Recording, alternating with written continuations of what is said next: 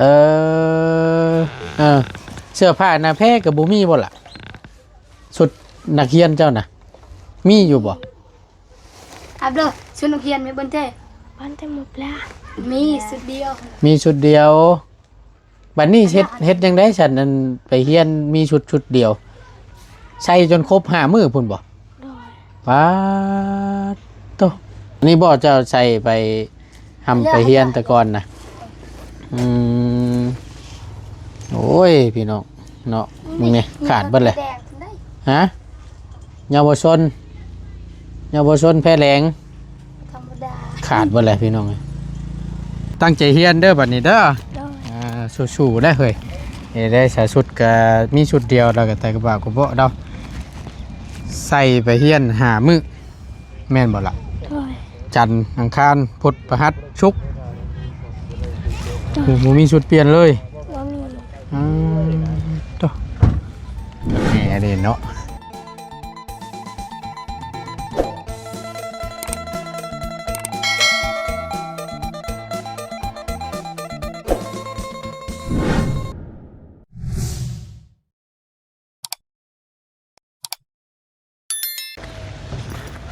ไปอยู่ใช่ละฮะพอดีทั้งประตูนให้ทั้งอีหลาใส่เพิ่นมาเป็นล่ามให้ว่าสันพอดีว่าเพิ่นเว้าลาวบ่เป็นหรือว่าพังภาษาลาวบ่ฮู้เรื่องนั่นแหละพี่น้อง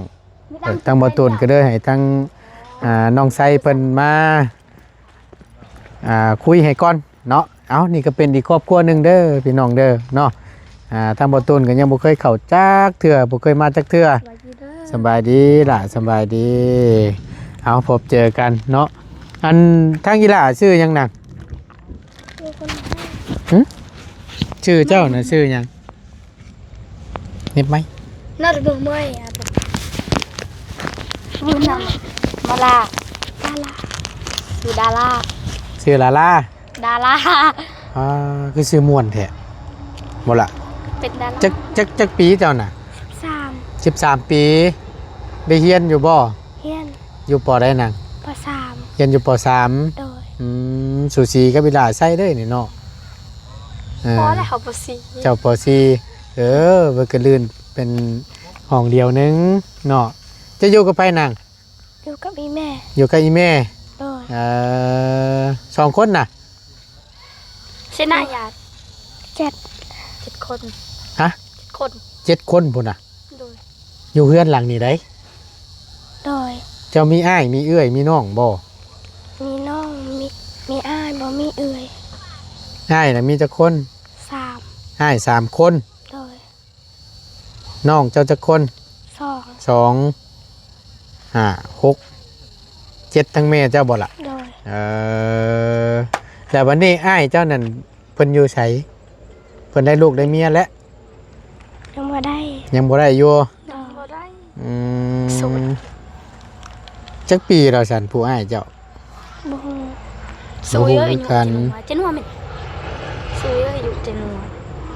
อู้หลายแล้วประมาณ20ปี เจ้าปี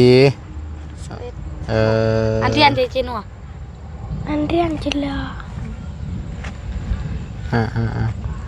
อันคือจังว่าเห็นทั้งอันลุงเพิ่มเข้ามาเมื่อวานก่อนนะพี่น้องแลอันพ่อเจ้าเสียสมบัติล่ะ โดย เพิ่นเป็นหยังไงนะ เจ็บขา เจ็บขา โดย ครับ ขาบวม บวมเนี่ยยังมัน อืม บวมแล้วก็ตายเลย บวมแล้วตายเลย บวมบางทีใหญ่ เพราะว่าเพิ่นบวมตะลนแล้วนะ โดย บ่ได้ไปหาหมอบ่ บ่มีเงิน บ่มีเงินไป โดย แต่อันเฮ็ดได้สันในการรักษาต้มหักไม้กินสิบ่ โดย นี่ที่ก็เอาขี้ที่ก็มากะเรแม่มิน อืม เป๊ะ ต้มหักไม้กิน ต้มหักไม้กินเพิ่นเป็นมาแตลอดแล้วล่ะ โดนแล้ว ได้จักปีน่ะ เช็คกระมอง เพิ่นว่า7 7-8 ปี โดย เป็นมาน่ะนะ ปีดู โตมีแต่ว่า ทุกวันกระมอเลยมั้ย อืม ตัวกระเปให้เราเบ้าพังเลย เพราะว่า เออ ว่า7-8 ปีบ่มาโดย เออ พี่น้องเพิ่นจะได้ฮู้นำ ฮู้จักกันอยู่บ่นี่ เคยเห็นกันอยู่บ่ เคย เคยลิ้นน้ำกันอยู่ บ่ดินน้ำกันอยู่ เออ เคยลิ้นน้ำกันเนาะ แม่นบ่ล่ะ แม่น อืม เพราะว่าเขามานอนบ้านนี้เขาลิ้นน้ำเพิ่นตลอด นะ จะมานอน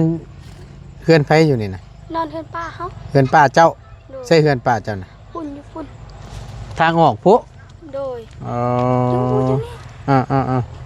ประตูนเคยเข้ามาอยู่เทื่อหนึงพี่น้องอยู่หมู่บ้านนี่ตะกี้เคยแต่กระลนนั่นล่ะเอาเครื่องเอาของมาแจกอยู่ในหมู่บ้านนี่เคยเข้ามาอยู่จำระเบ้าได้อยู่บ่เบ้าชื่อประตูนเด้อ ว่าจ เพราะว่ามันหล่นเลยพี่น้องเลยเนาะ มาตูดน่ะ เข้ามาช่วงนั้นมีทั้งเข้ามาพร้อมเบาเตียงน้ำนี่ช่วงนั้นนะก่อนนะอันนี้เนี่ยเป็นเนื้อเจ้าอยู่เนาะนางเนาะ ำโดย มันบ่ฮู้ว่าบ่นางยามฟ้าลงฝนตกฮู้บ่ โดย ฮู้อยู่บ่ อัญญาระที่มัน เดี๋ยวเราเนี่ย หัวเบิด ฮู้บ่เลย ไปเปลี่ยนจนยิ่ง ลำบากแหละเนาะยามฝนตกลงมานี่ก็ได้ ทีเนี้ยกรึบมันกรึบเนี่ยเลยร้านเนี่ยมัน อืม เพราะว่ามือนั่นเวลาแม่นบ่ลาบ่โก้ยมันไปส่งเขาบัดอันนี้หักหยังก็ระเบียงเพิ่นหัก ชาน สั่น ชานฮัก ระเบียงโดย นี่บ่ โอ้ยก็เห็นอยู่คลิปแต่ครบแล้ว นี่ อยู่ไสล่ะ ก็มองนี่แหละ แม่นบ่ฮักอยู่หมองนี่ โดย เพื่อนเจ้านี่ โดย ไผเป็นคนไทย บ่โก้ย บ่าวโกย โดย เพิ่นเฮ็ดช่อง YouTube คือกันนี่บ่ โดย อ๋อคำบ่ตูนบ่ฮู้เลยพี่น้องเอ้ยเนาะใช่แม่เจ้าไปแซ่ล่ะ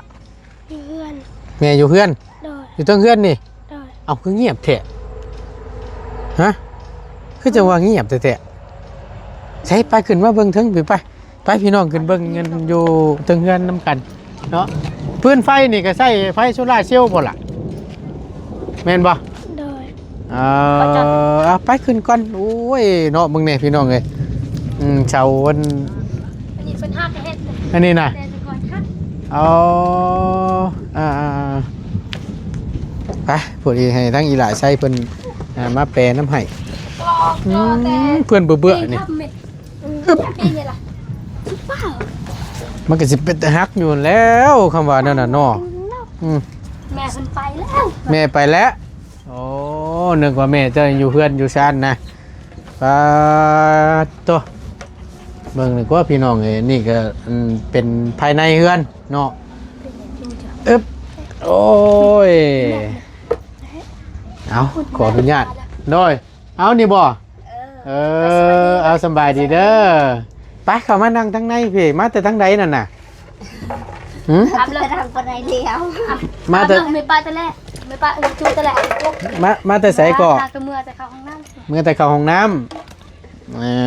ำเอาขอโทษน้ำลายๆชื่อจังได้เจ้า ทำเลยมึงมันนะดวง ชื่อดวงจักปีแล้วน่ะ เกิดไปเบิ้นไปคิด 30 30บ่อ๋อ30 ปี มีลูก อาเลยบุญก่อนมาเซ็ต7 คน6บ่ มีลูก6 คนอ๋อนอนอยู่นี่ได้นี่เนาะ6 คนนี่เนาะ นอนนี่ พี่น้องไง 7ก็ไม่ค่ะ 7ทั้งแม่แต่ว่าพออยู่นี่แม่น8เนาะโอ้เฮ้ยสร้างเป็นแท้พี่น้องในบ้านนี่เพื่อนชาตินั้นเป็นเพิ่นอยู่ก็คือเห็นแต่เสื้อผ้าหน้าแพร่เนาะผ้าน่ะมีซ้ำนั่นบ่เออ เจ้าหนูยงได้อัน อันนี้ ตัวกี้เฮา อันนี้เพิ่น เฮา เขาเจ้าให้เพิ่นผู้เพิ่นเสียนะเขาเจ้าให้อันนี้เขาเจ้าให้ ให้หยังล่ะชาตินี้ โดย ชาติปูนี้ โดย ยงได้อันเนาะ ตะกี้บ่ได้มีบ่ บ่มี อ๋อตัว มีแต่สัตว์ไปเลยแหละสัตว์นี่2 อันนี้มีแต่เขาเจ้าให้เบิด ชาติช่องพื้นนี่เป็นเพิ่นเอาให้บ่ไผเอามาให้นั่นน่ะ อาบเด้อหน้า โอเคไปวิลนี่เอา คนในบ้านนี้ คนในบ้านนี่โอ้เพิ่นชดชอยมาเพิ่นดูโตนนะพังเว้านี่ก็ได้เนาะเพิ่นได้ซอยชาติน้ำสองพื้นบ่ได้ให้ปูนอนโตมีแต่ศาสตร์พื้นเดียวน่ะเนาะแต่ก่อนเนาะ แม่ป้าอันตวี นั่นได้ล่ะ ไปเที่ยว ฮะเอาหูยเอามาลงมาเบิ่งโนูหานางเอาลงมาเบิ่งโนูหาขาดเบิดแหละพี่น้องเอ้ย แซงเพิ่น เออเสื้อผ้าหน้าแพรกับบ่มีบ่ล่ะสุดนักเรียนเจ้าน่ะมีอยู่บ่ อาบเด้อชุดนักเรียนมีเบิ่นเจ้ บ้านเต็มหมดแล้ว มีสุดเดียว มีชุดเดียวบัดนี้เฮ็ดจังได๋ฉันนั่นไปเรียนมีชุดเดียวใส่จนครบ5มื้อพุ่นบ่ โดย ป๊าดโตเนาะโอ้โหขาดคักขาดแน่ดิพี่น้องเอ้ยนี่โอ้มีใบเดียวนี่ล่ะฮะ อาบด้อก ระเป๋าเจ้าบ่อนี่น่ะ บ้าน อันนี้ของไผอันนี้น่ะกระเป๋าไผ ไอ้มัน ของอ้าย ของไอ้ของน้องนะ เอาของน้องโอ้ยเบิ่งขอโทษเด้อเบิ่งอึ๊บอันนี้บ่เจ้าใส่ไปทำไปเฮียนแต่ก่อนน่ะโอ้ยพี่น้องเนาะมึงเนี่ยขาดเบิดเลย แดงได้ ฮะเยาวชนแพ้แรง ธรรมดา ขาดเบิดเลยพี่น้องเอ้ยโอ้หยิบเอาแต่ว่าจะเป็นเราก็ได้นี่ได้พายไปเฮียนแต่ละมื้อเนาะนางเนาะ รับแรงการ นี่ตัวละก็ได้แท้ มีอย่างแน่นั่น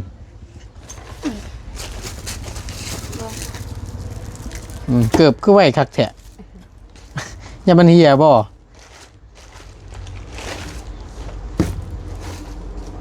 ชุดเท่านั้นบ่ชุดเจ้าน่ะชุดเดียวนี้โอ้ โดนนี่ล่ะ ปึ้มมิกชอได้สนางบ่มีบ่ เอามี เจ้าเอายังจะเขียนฮะไปเฮียนเอายังจะเขียนมิกกับบ่มีชอปึ้มกับบ่มี อาบแล้วปอกมือกับบิ๊กกับสลับไหมบุญเจ้ ฮักกี้วันเต็ม ว่ามี หืม อาเมนของเจ้า คันบ่มียืมของหมู่คันว่ามีอยู่คัน ยืมของหมู่เอา โดย ปึ้มมิกเห็นไหน ปึ๊บ ยืมของหมู่มาเขียนสิบ่ ปอกไหมบุญจะมิน บ้านเป็น เบิ้ลนี่เลยมีปึ้ม อ๋อพอได้เขียนเนาะ โดย มีอยู่แต่บ่หลายเนาะ โดย โอ้ยพี่น้องเอ้ย เพราะว่าเพิ่นก็ถือโครงการนี่ นะ เพิ่นก็ถือโครงการคือกัน โครงการช่อยบ่ โดย เอ เฮาก็ถือ เพิ่นช่อยก็จักสิซ้ำใดเนาะพี่น้องเนาะเพราะว่ามันหลายหม่องหลายบ่อน ซยบิ๊กปึ๊บ ส่ ส่งเสื้อเกิบ อืม บ่แม่นส่งนักบ่แม่น ชุด ชุดนักเรียนเลย พวกชิ้นพวกเสื้อเนี่ยนะเนาะ โดย เอาก็ถ้าว่าลำพังโดยบ่ตูนเองนี่ก็อยากสื่อสารกันยากแน่นอนนึงเพราะได้ทั้งอีหล่าใส่แหละเพราะได้ซอยแปรให้เพราะว่าตั้งเอื้อยเราเบ้าเล่าวกับบ่ฮู้เรื่องเนาะ เออ พังเขาออกอยู่บ่เขาเว้านี่พังออกอยู่บ่ เดี๋ยวของออก พังบ่ออกเลย นะเพิ่นถามใครว่ามันยังล่ะวะอันไปมีดังเท่กูไล่อันไปมีไปตะรัก ตะรัก บ่ฮู้ ตะลังนี่บ่ฮู้เลย แต่ อายุเป็นมาครับ ผู้เป็นบางคำ ไปเรียนที่นี่ มา บ่ได้เรียนจึงบ่ฮู้ แล้วกันบาทนี่พี่น้องเลยมาปัญหาสิคุยกันฮู้เรื่องอยู่บ่บาทนี่เนาะ เออ โอ้ยนี่ก็เป็นเสาหลักเลยนี่ขาดเสาหลักไปเลยเป็นเสาหลักแทนเนี่ยทางปู่เป็นแม่นี่เนาะเบิ่งลูกตั้งว่า6 คน เออ จ้อ จอยแล้วบ่ติแล้วตัวนี้ เพราะว่าผัวกับบ่ได้อยู่เลย เออ เนาะเบิ่งแยงลูกเต้า เออโดย ข้าวน้ำซ้ำปลาหาใช้ฉันกินแต่ละมื้อ ไปดังห้วยเดาไอ้แม่แต่และอย่าบ่ đôi khe đôi nào ở đâu เข้าคอเข้าเพิ่น ไปขอข้าวเพิ่นมากิน โดย ขอข้าวหาเลาะคอนี่บ่ อ๋อ น้ำตักอยู่ห้วยพุ่น น้ำในได้ใส่อยู่ใส่อยู่ห้องโป๊ะอยู่ห้วยพุ่นน่ะ năm sang น้ำสร้าง năm sang เออหมูมีให้มีหน้าเฮ็ดเนาะปลูกเขาวให้เขายังกับบ่มีบ่หมูมีดินปลูกบ่ cái vô chết trai bí mình hạ cự ta già là cái mẹ ấy เพิ่นว่ามีแต่เพิ่นเฮ็ดผู้เดียวเพิ่นลำพังบ่คุ้มเนาะ อืม เดี๋ยวนี้ยังบ่ทันแลนั่นปลูกข้าวเทื่อ ยังบ่ได้กะเกียมยังบ่ได้ทางให้ทางหยังไว้ซ้ำ เพิ่นทางแล้วแต่เพิ่นทางผู้เดียวเพิ่นก็คือว่าแลทางผู้เดียวโลเลเล่ อืม บ่ได้แล้ว บัดลูกชายเด้สั่นลูกชายได้ไปช่วยเฮ็ดอยู่บ่ ไปเล่นป่ะ phải lơi เพิ่นไปลิ้นเด้ ลูกชายนะบ่ว่าลูกชายใหญ่แล้วก็สิบ่ไปช่วยแม่ติ อำไปแต่เขาไปก่อนเนี่ยเทื่อจังมันบ่ช่วย phải chui thế ไปซอยแน่เพิ่นว่า ไปช่วยกับบางครั้งบางคราวสิบ่ อ๋อโอ้ยเนาะพี่น้องเอ้ยเบิ่งหนึงกว่าหม่องเฮ็ดอยู่เฮ็ดกินเขาวน้ำซ้ำปลาเนาะปลาเฮือนครัวกับอันผาเฮือนว่าซั่นจ้ะ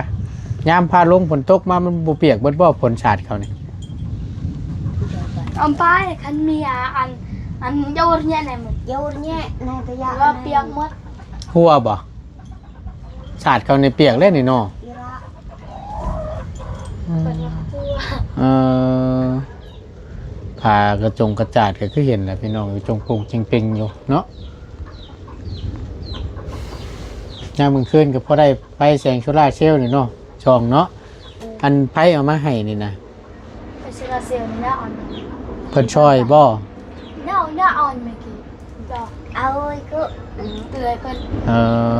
อ bằng ăn biết cái nó lạ à là อืม ăn cái บางระยะที่เม็ด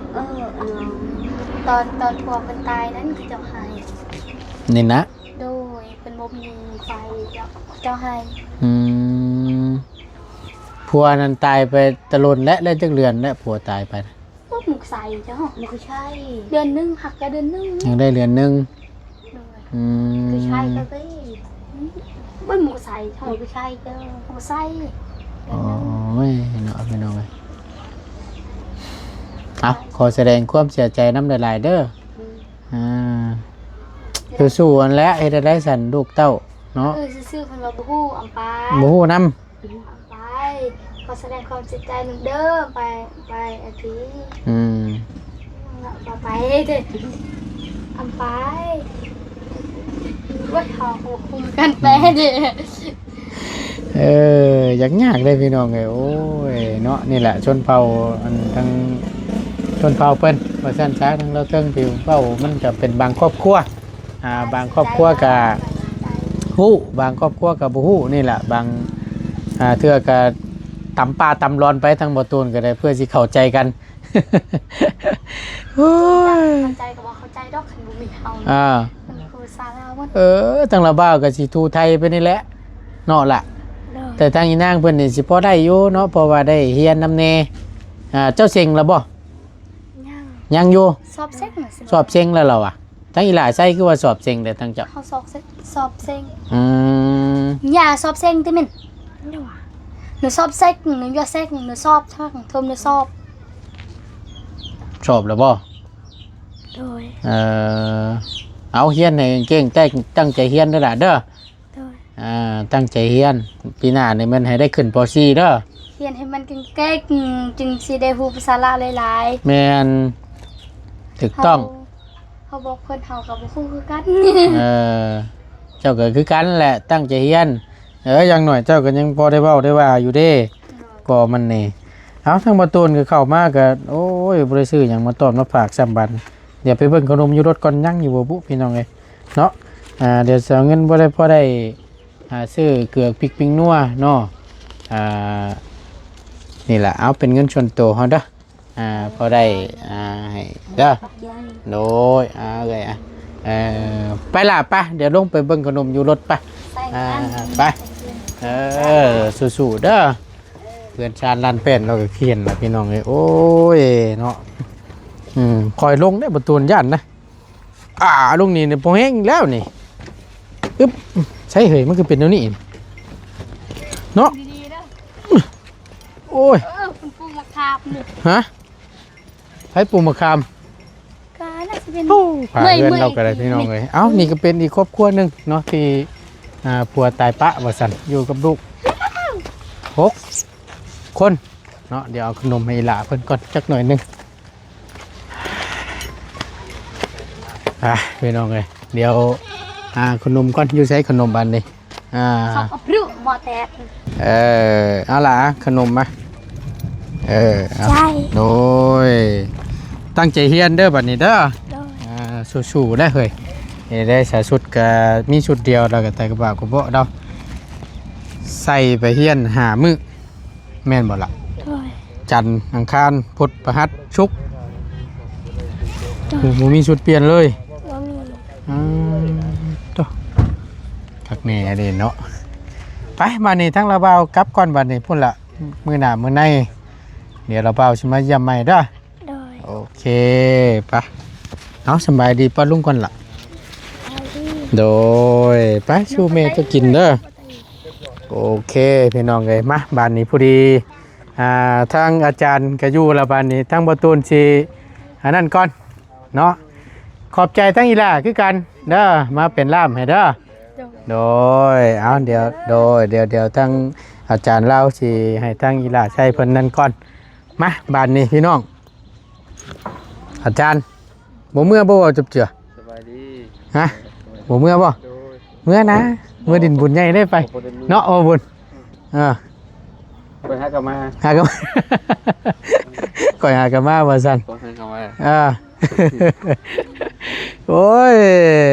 มา เนาะ ว่านี่เห็นเมื่อเลย เอาเนาะบืนก็เมื่อได้สิเป็นหยังอาจารย์ อยู่เดียวหรือว่าไงสิ บุญใหญ่ได้อยู่ในบ้านนั่นเชิญชวนได้เลย ชวนเชื่อได้พี่น้องเด้อ เชิญชวนไปเที่ยวได้ ลินบุญใหญ่บ้านโคก บ้านโคกใหญ่ บ้านโคกใหญ่ บุญบังไฟบุญประจำปี ครูปีกับเอ้ยบ่ได้ครูปีที่เนาะปีกา บ่าย ย นี่ โย ก็บ่ได้เฮ็ด แม่นว่าอยู่ คนมาตกแล้วจานตกแล้วคนก็ได้จุดไฟเจจะกดมาจ้าแทนก่อนล่ะ คนปัญญาเปลี่ยนก็มาวันนี้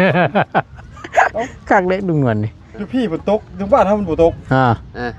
ก็เลยจุดลงไฟแง่ก้นเพิ่น แม่น ให้ฝนตกลงมา แม่น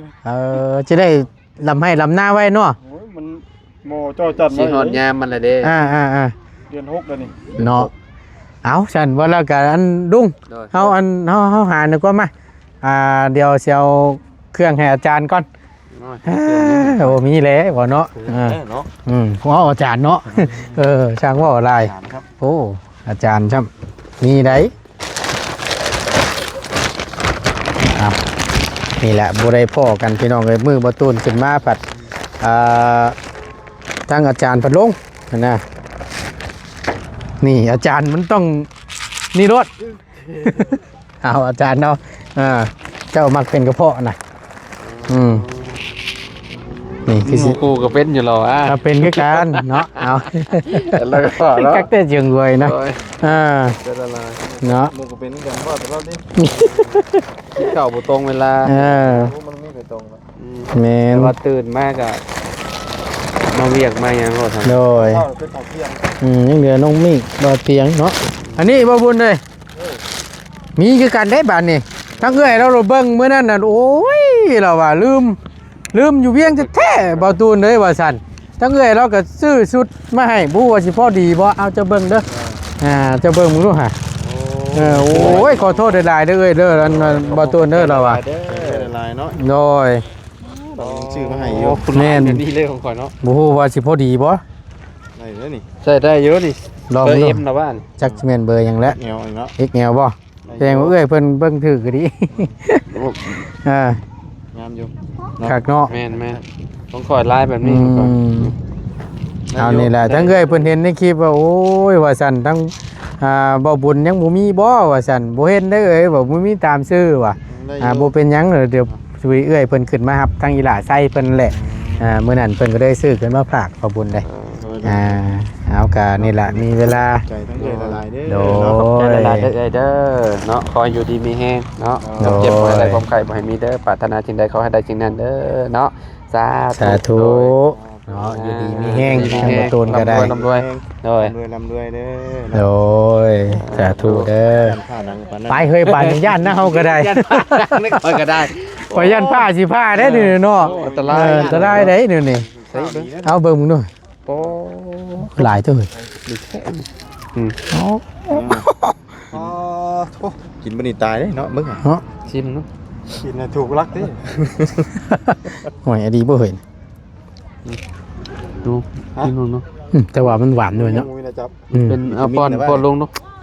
มันเป็นวิตามินวะ จักกี่แม่นหวานจักกี่แม่นเค็มติเค็มกี่มือเฮาจังเนาะ ก็จะลองกันลองน้ำกั เอน อ หวานเนาะ